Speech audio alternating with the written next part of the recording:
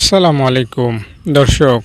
আল্লাহ তাআলা বান্দাকে কখনোই জাহান্নামে ফেলতে চান না। এটা আপনাকে মানতে হবে, বিশ্বাস করতে হবে। বান্দাকে আল্লাহ তাআলা পুড়াবেন, জ্বালাবেন, সাপ দিয়ে কামড়াবেন, শিকল বেঁধে রাখবেন, ফেরেশতা দিয়ে হামাগুড়ি দিয়ে শাস্তি দিবেন, এটা আল্লাহ তাআলা চান না। আপনি আপনার বাচ্চা, দুধের বাচ্চার জন্য কখনোই ক্ষতি চান না। আপনার বাচ্চা কোনো রোগে আক্রান্ত হোক বা কোনো সমস্যায় পড়ুক, এটা আপনি চান না। নিজে তো কখনোই ছোট বাচ্চাকে আপনি থাপ্পড় দেন না, গালমন্দ করেন না, কারণ আপনি আপনার বাচ্চাকে খুব বেশি ভালোবাসেন। আল্লাহ তাআলাও তার বান্দাকে ভালোবাসেন। চাই সে বান্দা বুঝদার হোক, চাই অবুঝদার হোক, চাই আমলকারী হোক, চাই আমলকারী না হোক, তার বান্দাকে আল্লাহ তাআলা ভালোবাসেন তিনি। তাই বান্দাকে আল্লাহ তাআলা সবসময় চান জান্নাত দিতে, ক্ষমা করতে। তাই আপনি যদি একটু আগ্রহ দেখান, তাহলেই কিন্তু আপনি ক্ষমা পাবেন, আপনি নাজাত পাবেন, আপনি মুক্তি পাবেন, রেহাই পাবেন। দর্শক, একটা কথা কি, কল চাপালেই পানি পড়ে, তবে কলের মুখের সাথে যদি আপনি বালতি না ধরেন, তাহলে কিন্তু যতই চাপান বালতি আর ভরবে না। তো আল্লাহ তাআলা রহমত যতই নাজিল করুক না কেন দুনিয়াতে, আপনি যদি আল্লাহ তাআলার রহমত থেকে দূরে সরে থাকেন, গোটা দুনিয়ার সব মানুষ রহমতে, আল্লাহ তাআলার রহমতে ভাসতে ভাসতে জান্নাতে যাবে ঠিক, কিন্তু আপনি রয়েই যাবেন, জাহান্নামেই যাবেন। দর্শক, এজন্য আল্লাহ তাআলার রহমত যেখানে আছে সেখানে আপনি থাকার চেষ্টা করবেন। আল্লাহ তাআলার প্রতি একটু শ্রদ্ধাশীল হন। আল্লাহ তাআলা আপনার থেকে বেশি কিছু চান না। আর আরেকটা বিষয় কি, আল্লাহ হলেন এমন বাদশা, আল্লাহ তো এমন জাত, এমন মালিক, তিনি এমন সৃষ্টিকর্তা, যাকে খুশি করার কোনো যোগ্যতা না আপনার আছে না আমার আছে। আপনি আমি যদি এটা ভাবি যে আমরা খুব কান্নাকাটি করে নামাজ রোজা করব, তাহলেই হয়ে যাবে, আল্লাহ তাআলা খুশি হবেন। বস্তুত আল্লাহ তাআলাকে খুশি করার জন্য এই নামাজ রোজা বা খুব কান্নাকাটি যথেষ্ট নয়। তিনি যেমন, তাকে খুশি করার মতো কোনো শক্তি, কোনো যোগ্যতা কারও নাই। দর্শক, এজন্য দর্শক বলছি, আল্লাহ তাআলাকে একটু দেন, আল্লাহ তাআলা এতেই খুশি হবেন। আপনি অনেক আমল করবেন, এরপরে নাজাত পাবেন, এমনটা দরকার নাই। প্রতিনিয়ত আল্লাহ তাআলার প্রতি আপনি শ্রদ্ধাশীল থাকুন, ভক্তি শ্রদ্ধা রাখুন, মায়া মমতা রাখুন, নবীজি সাল্লাল্লাহু আলাইহি সাল্লামকে শ্রদ্ধা করুন, ভালোবাসুন, টুকটাক আমল করে যান আল্লাহ তাআলার জন্য, এনাফ জান্নাত পাওয়ার জন্য। দেখুন, জান্নাত পাওয়ার জন্য বা ক্ষমা পাওয়ার জন্য বিশাল লিস্ট নাই। আল্লাহ তাআলা শর্টকাট লিস্ট ধরাই দিছেন আপনার হাতে, একদম শর্টকাট। তো এই শর্টকাট আমল যদি আপনি করতে পারেন, তো আপনি সফল হয়ে যাবেন। হাদিসে আছে, মান সামাতা নাজা। খালি চুপ থাকবেন, যতদিন বেঁচে আছেন এই জবানটাকে হেফাজত করেন। কিয়ামতের ময়দানে জান্নাত কেমনে পাওয়া যায় সেটা নবী দেখে নেবেন, আপনার কোনো চিন্তা লাগবে না। কি করবেন, শুধু জবানের হেফাজত, মানে আপনার জিহ্বা, ঠোঁট, এই খান দিয়ে যত আওয়াজ বের হয় তা যাতে ভালো হয়। মিথ্যা, গীবত বা অহংকার বা হিংসামূলক কথা বা অশ্লীল কোনো কথা, গালি মন্দর কথা, এগুলো যাতে বের না হয়। মুখটা শুধু সেফ রাখুন। কিয়ামতের ময়দানে নবীজি আপনাকে জান্নাতে নেয়ার জিম্মাদার হবেন ইনশাআল্লাহ। আমলটা কি খুব কঠিন বলেন? আরেকটা সহজ কথা বলি, আরেকটা সহজ আমল বলি। মুখটা তো অনেক কথাই মুখে বলতে হয়, আরেকটা আছে অন্তরের আমল। অন্তরের একটা আমল আপনাকে জান্নাতের নিশ্চয়তা দেয়। নিশ্চয়তা বোঝেন তো? আপনি মনে করেন পুষ্কুনির মধ্যে দিচ্ছেন লাভ, তাহলে আপনার শরীর কি ভিজে যাবে? নিশ্চিতভাবে ভিজে যাবে, ঠিক না? এখানে কোনো সন্দেহ নাই। তো অন্তরের একটা আমল আছে যেটা করলে নিঃসন্দেহে, কোনো সন্দেহ নাই, নিশ্চিত পুকুরে লাফ দিলে যেমন ভিজবেন, আগুনে হাত দিলে যেমন পুড়বেন, ঠিক তেমনি অন্তরের এই আমলটা করলেও আপনি জান্নাত পাবেন নিশ্চিতভাবে। কি আমল?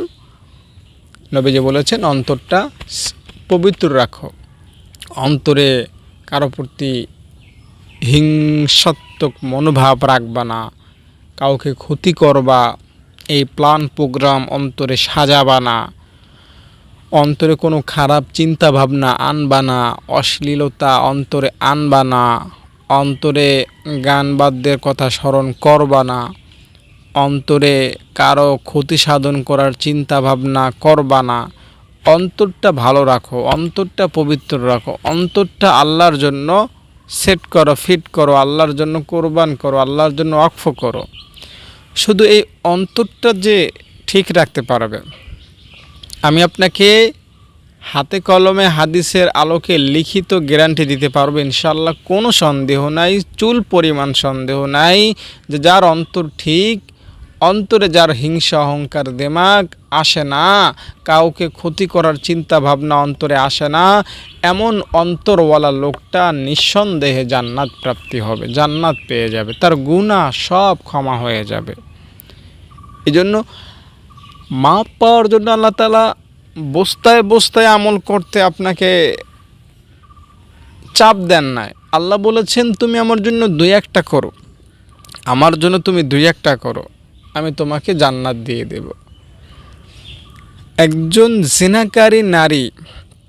জিনাকারিনী নারী সে সারা জীবন জিনা করেছে, আল্লাহ তাআলার জন্য সে একটা কুকুরকে পানি পান করিয়েছে, ফল কি? আল্লাহ তাআলা তাকে ক্ষমা করে জান্নাত দিয়ে দিয়েছেন। সারা জীবন আকাম কুকাম করেছে, কিন্তু আল্লাহ তাআলার জন্য একটা কাজ করেছে, আল্লাহ তাআলা খুশি হয়ে তাকে ক্ষমা করে দিয়েছেন। আল্লাহ তাআলা ক্ষমা করলে প্রশ্ন করার মতো কোনো সাহস কারো আছে? এই মহিলাকে আল্লাহ তাআলা ক্ষমা করলেন, আপনার প্রশ্ন করার কোনো অধিকার নাই। আল্লাহ একথাই বলেছেন, ওয়ালাউ বালি, বান্দা আমি যাকে ইচ্ছা ক্ষমা করতে পারি, কারণ কি জানো? আমি কাউকে ভয় পাই না, কাউকে পরোয়া করি না, আমি আল্লাহ কারো মুখাপেক্ষী না, আমি আল্লাহ অমুখাপেক্ষী, আমি আল্লাহ বেনিয়াস, আমি আল্লাহ সব কিছুই করতে পারি মুহূর্তের মধ্যেই। তাই কাকে ক্ষমা করব আর কাকে করব না এটা আমার ইচ্ছা। তাই বান্দা তুমি যদি ক্ষমা পাইতে চাও, একবার আমার কাছে মাপ চাও, আমাকে খুশি করার কোনো একটা কাজ করো। দুনিয়ার সব মানুষ তোমাকে সন্ত্রাসী বলতে পারে, দুনিয়ার সব মানুষ তোমাকে ফাসেক পাপী বলতে পারে, কিন্তু আমার কাছে তুমি ওলি হয়ে যাবা, আমার কাছে তুমি প্রিয় হয়ে যাবা। রব্বে করিম এত দয়ালু, এত দয়ালু। আরও দয়ার কথা আপনাকে শোনাই, আমাদের নবী সাল্লাল্লাহু আলাইহি সাল্লাম হলেন দয়ালু। কিয়ামতের ময়দানে একদিকে আপনি আল্লাহ তাআলার দয়া পাবেন, অপরদিকে নবীজি সাল্লাল্লাহু আলাইহি সাল্লামের দয়া পাবেন। দুই জনের দয়ার সাগরে আপনি কিয়ামতের ময়দানে হাবুডুবু খাবেন। তো কিয়ামতের ময়দানে ভয় পাওয়ার মতো কোনো কিছুই আপনার সামনে আসবে না ইনশাআল্লাহ। আর আমি একজন আলেমের মুখ থেকে শুনেছি এটা, যে আল্লাহ তাআলা কিয়ামতের ময়দানে আরশ নামে একটা বিশেষ ভিআইপি খানা তৈরি করে রাখবেন। ভিআইপি মেহমান যেখানে থাকে, হ্যাঁ, রাষ্ট্রীয় মেহমান যেখানে থাকে, বা তার চাইতেও বেশি উন্নত মানের করে একটা মেহমানখানা আল্লাহ বানাবেন, যেখানে কোনো কষ্ট ক্লেশ চিন্তা ভাবনা কোনো কিছুই সেখানে থাকবে না, একদম নিরাপদ, কোনো শত্রুতা, কোনো হানাহানি মারামারি ঘাম ঝরানো কিচ্ছু থাকবে না সেখানে। তো এই ভিআইপি মেহমানখানার নামটা হলো আরশ। কি নাম বলেন? আরশ। আরশে আজিম বলা হয়। এই আরশ নামক মেহমানখানা আল্লাহ তাআলা বানাইছেন আপনার জন্য, আমার জন্য, এই উম্মতি মুহাম্মাদের জন্য। বুঝতে পেরেছেন? আমাদের জন্য আল্লাহ তাআলা মেহমানখানা বানাইছেন। দর্শক, আপনি যখন কোনো মেহমানদারি করার সুযোগ পান, মনে করেন আপনার আত্মীয় আসলো আপনার বাড়িতে, খুব ভালো একজন আত্মীয়, আপনি খুব বাজার করে রান্না করলেন, আত্মীয় খাওয়ার পরে খাবার রয়ে গেল, রাত্রেবেলা কি করবেন? ফ্রিজ নাই, খাবারগুলো ফেলে দেবেন, দামি খাবারগুলো। ভাবলেন আমার প্রতিবেশীও তো না খায়া মরে, আমার বিরিয়ানি, রোস্ট, সেমাই, পোলাও এগুলো ফেলে দেব, ওকে দিয়ে দিই, ও তো এক বছরও খাইতে পায় না। আপনি দিয়ে দিলেন। খাবারটা কি আপনার প্রতিবেশী গরিবের জন্য বানাইছেন? না। কেন বানাইছেন? আপনার মেহমানের জন্য। এখন তাকে কেন দিলেন? অতিরিক্ত হয়েছে বলে। তো কিয়ামতের ময়দানে এই মেহমানখানা আরশে আজিম তো আল্লাহ তাআলা বানাইছেন আমাদের জন্য, কিন্তু আল্লাহ তাআলার এই মেহমানখানা এত বড়, এত বড়, এত বড় যে আমরা সব সেখানে গিয়েও আরও বহু জায়গা, বহু আসন থেকে যাবে। তো আল্লাহ তাআলা পরবর্তীতে বলবেন, এই আর কে কে আছো অন্যান্য নবীদের উম্মত, আসো তোমরাও এবারে মেহমানখানায় আসো। তো আল্লাহ তাআলা কিয়ামতের ময়দানে আপনাকে আমাকে ওই মেহমানখানায় আশ্রয় দিয়ে ধন্য করবেন। আল্লাহ তাআলাকে আপনি চিনিই নেই না, আল্লাহ তাআলা যে কে, তিনি আপনাকে কি পুরস্কার দিতে চান সেটা আপনি জানেনি না, মানেনি না, বিশ্বাস করতে পারেন না ওইভাবে। রব্বে কারিম আপনাকে এত সুখ দিবেন, এত শান্তি দিবেন, এত সম্পদ দিবেন জান্নাতে, যেটা আপনি কল্পনাও করে শেষ করতে পারবেন না। কারণ আপনি ক্ষমা পেতে আগ্রহী, আপনি আল্লাহ তাআলার সন্তুষ্টি পেতে আগ্রহী। এই যে আমার ভিডিওটা আপনি দেখতেছেন, এখানে কোনো নাচ গান, আনন্দ উল্লাস, হাসি তামাশা আছে? কেন দেখতেছেন? ক্ষমা পাওয়ার আশায়, আল্লাহকে পাওয়ার আশায়। তার মানে কি? আপনি পরকাল নিয়ে সিরিয়াস, আপনি ক্ষমা পেতে আগ্রহ আছে আপনার। তাই আপনাকেই আমি জানাচ্ছি, সবার জন্য কিন্তু আমার কথা ঢালাওভাবে প্রযোজ্য না। সব পাপী তাবে মুসলিমদের জন্য কিন্তু আমার এই সমস্ত কথা না। যারা ক্ষমা পেতে আগ্রহ আছে যাদের, তাদের জন্যই আমার এই কথা। আল্লাহ তাআলা আপনাকে এত সুখ দিবেন, এত শান্তি দিবেন পরকালে, এত এত দান করবেন আপনাকে, আপনি বাধ্য হবেন আল্লাহকে এটা বলতে যে আল্লাহ আর লাগবে না, আর লাগবে না, এত দিয়েছো, আর দরকারই নেই আল্লাহ, আর লাগবে না। তো আল্লাহ তাআলা আপনাকে এত দিবেন আর আপনি এটা বলতে বাধ্য হবেন যে আল্লাহ আর লাগবে না, আর লাগবে না। আল্লাহ তাআলা সেদিন বলবেন, বান্দা এই যে যা দিলাম এগুলো আর তোর থেকে ফেরত নেব না, এগুলো তুমি ভোগ করতে থাকো, ভোগ করতে থাকো। তোমাকে আমি জান্নাতে আজকে ঢুকাই দিলাম বান্দা, আমি আজ থেকে তোমাকে ওয়াদা দিলাম, তোমাকে আর কখনো রোগাক্রান্ত করব না, কখনোই তোমাকে দুর্বল করব না, কখনোই তোমাকে চিন্তিত করব না বান্দা, কখনোই আজ থেকে তোমাকে বিপদে ফেলব না বান্দা। আজ থেকে কখনোই তোমাকে রোজা রাখতে হবে না, নামাজ পড়তে হবে না, হজ করতে হবে না, যাকাত দিতে হবে না, জিকির করতে হবে না। ও বান্দা, এই জান্নাতে তুমি থাকতে থাকো, একদিন নয়, 2 দিন নয়, বরং অনন্তকাল থাকবা। আমি আল্লাহর কোনো শেষ নাই, আমি আল্লাহ তোমাকেও কখনোই শেষ করব না। জান্নাতে তুমি থাকতে থাকো, সুখ শান্তি ভোগ করতে থাকো। আল্লাহ তাআলা আপনাকে এই কথা জানাই দিবেন, আর আপনি তখন অনেক আনন্দিত হবেন, অনেক। সে আনন্দের সময় খুব কাছে, খুব দূরে নয়। আল্লাহ তাআলা এই যে আপনি মনে করেন এখন আছেন বয়স কত, 47 বা 55 বছর বয়সে আপনি আছেন মনে করেন, তো আপনি আর বাঁচবেন কয়দিন? ধরেন 10 বছর বাঁচলেন। জান্নাতে পৌঁছতে 10 বছর সময় অপেক্ষা, যদি 10 বছর বাঁচেন আপনি, জান্নাতে পৌঁছতে 10 বছরের সময় অপেক্ষা বাধা হয়ে আছে। আপনি মনে করেন 10 বছর পর মরলেন, কি হবে? কবরে যাবেন।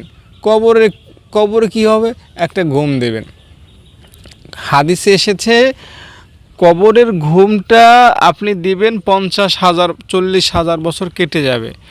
যখন ইসরাফিল সিংহায় ফু দিবে, কিয়ামত যখন হবে, তখন আপনি মনে করবেন যে মাত্র ঘুমাইলাম। মনে করেন কেউ যদি আসরের আগে ঘুমায়, বিকাল 3টায় ঘুমাইলো, 4টা বাজে উঠলো, তো 1 ঘন্টা ঘুমাইলো। 1 ঘন্টা ঘুমে কি মন ভরে, পেট ভরে?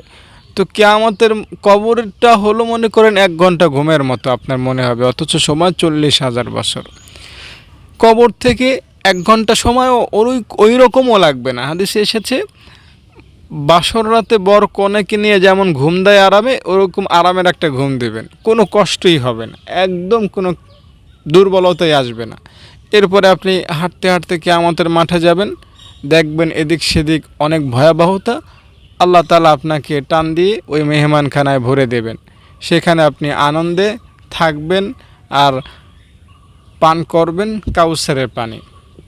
আল্লাহ তাআলার নবী আপনাকে সেখানে কাউসারের পানি পান করাবেন মেহমানখানায়। তো আপনি ওই পানি পান করে আর কখনো তৃষ্ণার্ত হবেন না, কখনোই কি হবেন না, দুর্বল হবেন না, ক্ষুধার্ত হবেন না। সেখানে আপনি 50,000 বছর পায়ের উপর পাও ধুয়ে বসে থাকবেন।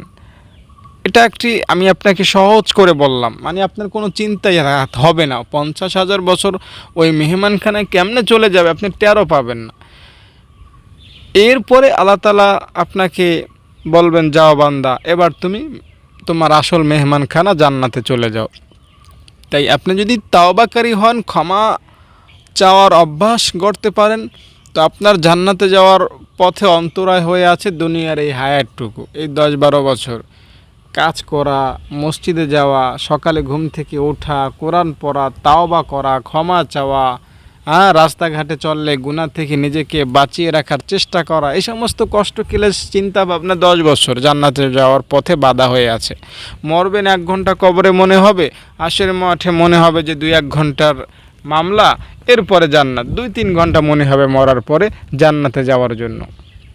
বুঝতে পেরেছেন? তো এজন্য দর্শক বন্ধু আপনাকে বলছি, আল্লাহ তাআলা অত্যন্ত কারীম, তিনি অত্যন্ত দয়ালু, তিনি অত্যন্ত দয়ালু। ওই দয়াময় রবের কাছে আপনি ক্ষমা চান, মাপ চান। মাপ চাওয়াকে নিজের অভ্যাস বানান, আপনার অভ্যাস বানান ক্ষমা চাওয়াকে। আল্লাহ তাআলা অনেক খুশি হয়ে যাবেন, আল্লাহ তাআলা অনেক খুশি হয়ে যাবেন। অনেক লম্বা একটা কথার সারসংক্ষেপ কথা একটা বাক্যে আপনাকে বলার চেষ্টা করছি, শোনেন। আল্লাহ তাআলা মানব জাতি বানাইছেন এ কারণেই যে মানব জাতি গুনাহ করবে, এরপর তার কাছে মাপ চাইবে। আল্লাহ তাআলা এটা চান, এটা পছন্দ করেন, আল্লাহ তাআলা এটা ভালোবাসেন যে মানুষ গুনাহ করবে এরপরে আমার কাছে মাপ চাইবে। এটাই আল্লাহ তাআলা পছন্দ করেন। এখন আপনার সময় হলো মাপ চাওয়ার। মাপ চাওয়া এটা কোনো ছোট জিনিস না। যে মাপ চায় আল্লাহ তাআলার কাছে, তার মতো সৌভাগ্যবান ব্যক্তির দ্বিতীয়টা দুনিয়ায় হতে পারে না। মাপ চাওয়ার চাইতে বড় কোনো আমল আর কি হতে পারে বলেন? আল্লাহ আমাকে মাফ করে দাও। আপনি যে গোলাম, আপনি যে আল্লাহ তাআলার গোলাম, এটা প্রকাশ পায় মাপ চাইলে। আল্লাহ তুমি আমার মালিক, ক্ষমা না করলে আমি কোথায় যাব? আমার তো উপায় নাই জাহান্নামে যাওয়া ছাড়া। আল্লাহ তুমি আমার গুনাহ মাফ করে দাও। আল্লাহ আমি গুনাহ করে ফেলেছি শয়তানের ধোঁকায় পড়ে, তুমি আমাকে মেহেরবানি করে ক্ষমা করে দাও।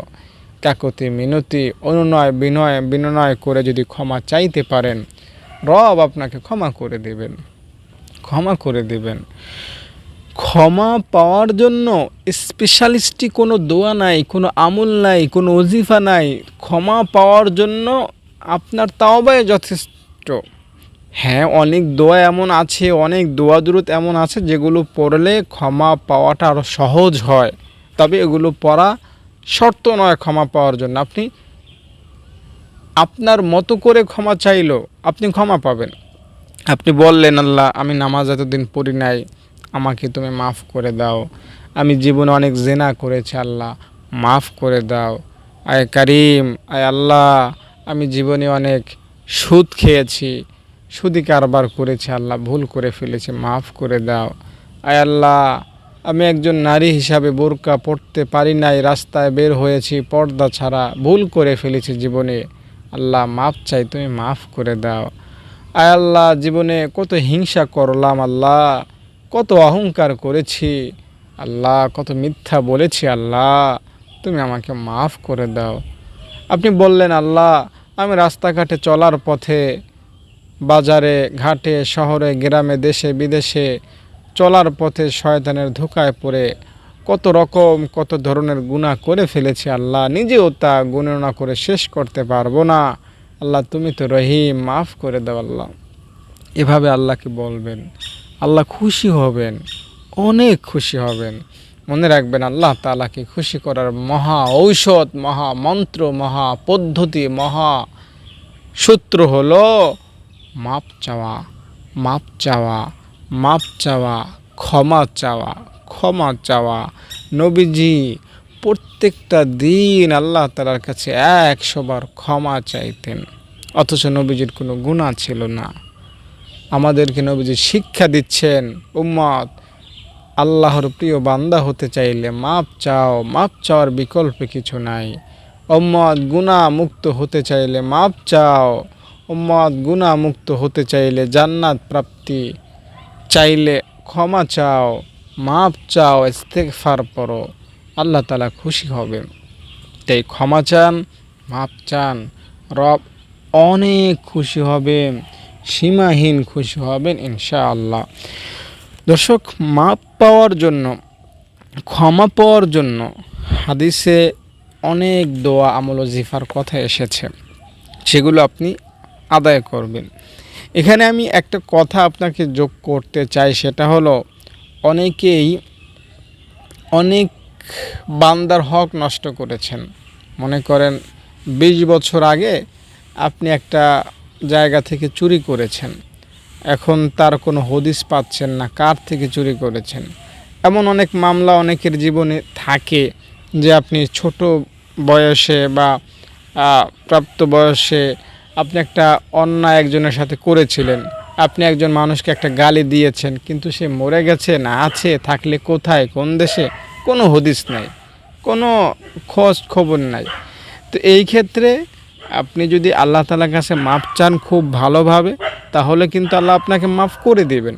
এমন না যে আপনি একজন মানুষকে গালি দিয়েছেন, এমন একজন মানুষের টাকা মেরে খেয়েছেন, এর কোনো ক্ষমার কোনো রাস্তা নাই। এটা হলো প্রথম কথা। যদি খোঁজ খবর না থাকে তাহলে আল্লাহ তাআলার কাছে ভালোভাবে মাপ চাইবেন, তার জন্য দান খয়রাত করবেন। যদি কারো থেকে 500 টাকা শৈশবে চুরি করে থাকেন, তাহলে ওই 500 টাকা তার নামে দান করে দেবেন।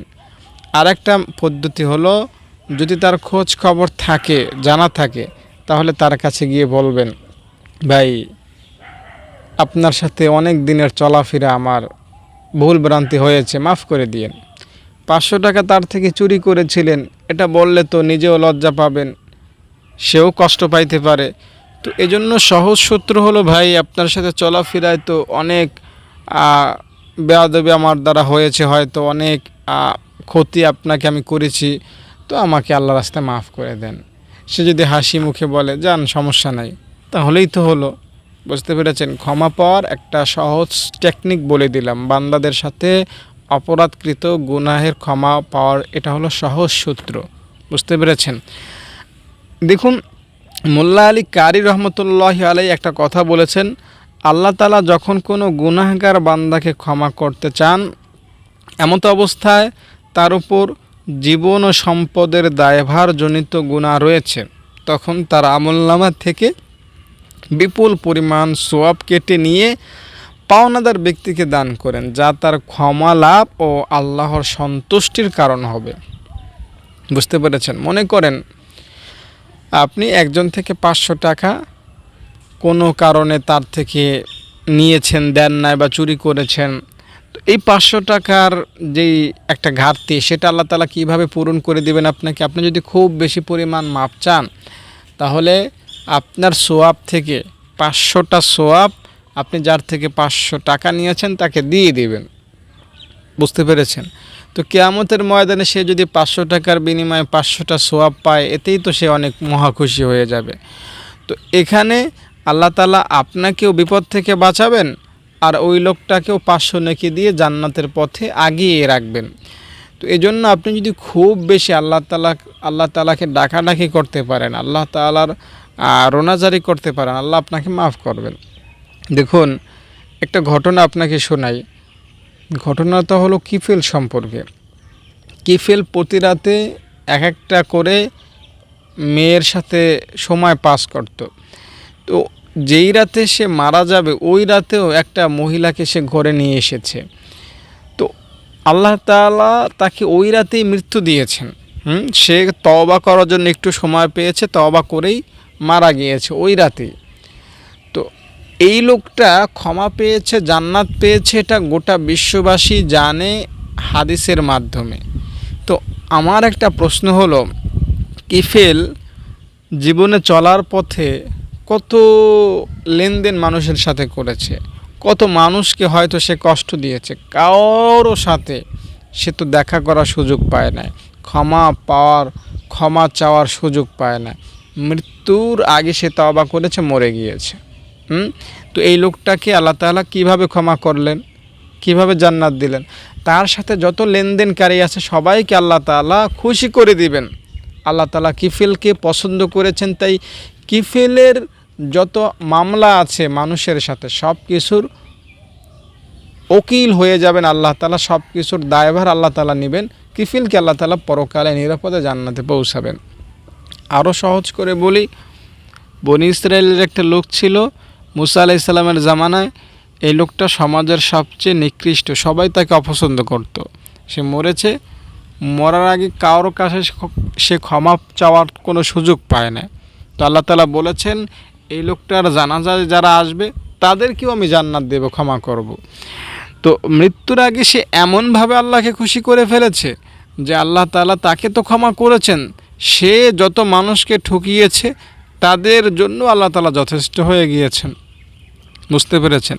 আমি সহজ করে আপনাদেরকে বলছি। তাই কোনো গুনাহ নিয়ে চিন্তিত হবেন না, কোনো গুনাহকে বড় মনে করবেন না।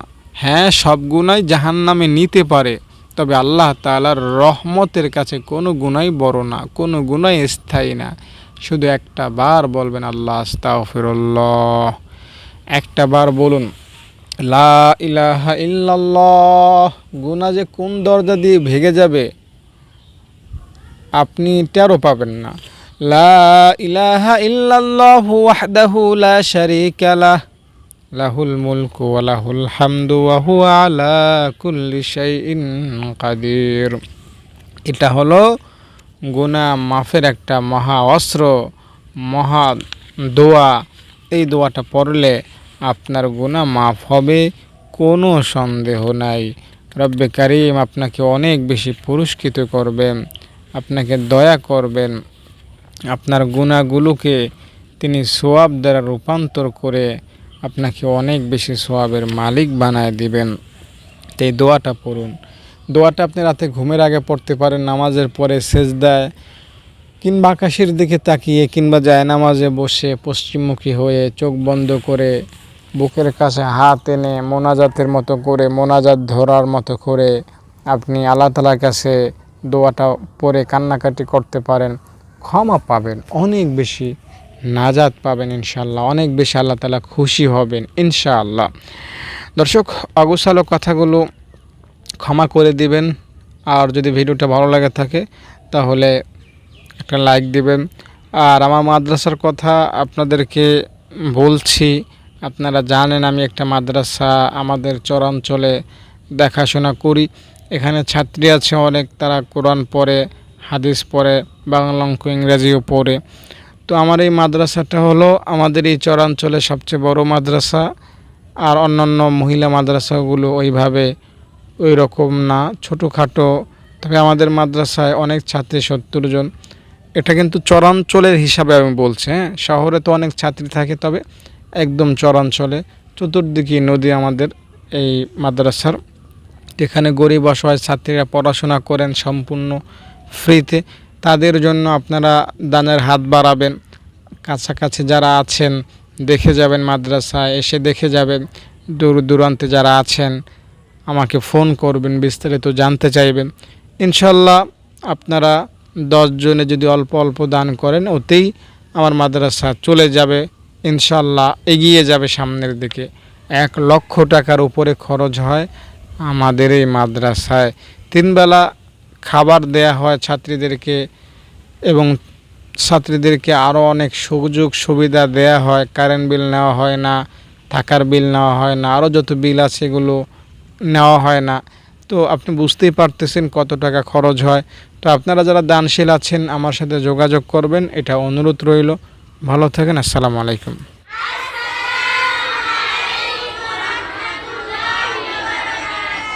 ওয়ালাইকুম আসসালাম ওয়া রাহমাতুল্লাহি ওয়া বারাকাতুহু। সবাই ভালো আছো? তোমাদেরকে ভালো রেখেছেন কে? সব সময় আমাদেরকে